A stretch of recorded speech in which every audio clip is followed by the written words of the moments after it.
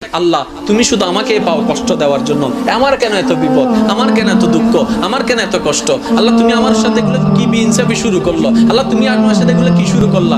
আল্লাহ আমার বলার অধিকার তো নাই, হাত আমার কিন্তু আমার নয়, তাই তো হাসরের ময়দানে হাত আবার বিপক্ষে। পা আমার আমার নয়, চোখ আমার আমার নয়, কান আমার আমার নয়, নাক আমার নয়, এগুলা কার? হাতটা আমার আমানত, আমার কাছে আছে, কার দেওয়া আমানত আল্লাহর। তার মানে আমার হাত আল্লাহর, আমার পা আল্লাহর, আমার জিহ্বা আল্লাহর, আমার চোখ আল্লাহর, আমার কান আল্লাহর, আমার নাক আল্লাহর, এগুলো সব আল্লাহর দেওয়া, আমাদের কাছে আমানত।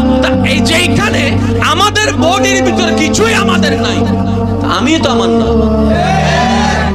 আমি শব্দটাই তো আমার না, আমি শব্দটা কার? এবার আল্লাহ যদি বলে আমার বান্দার আমি যা মন চাই তা করবো, তুই বলার কে?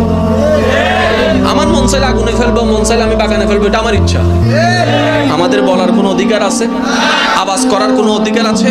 তার বাস্তব প্রমাণের শিক্ষা যদি আমরা নিতে চাই, জীবনে যদি সাকসেস হতে চাই, নবী রাসূল আল্লাহর ওয়ালিদের জীবনই হচ্ছে আমাদের সবচেয়ে বড় আইডল। সেটা কি?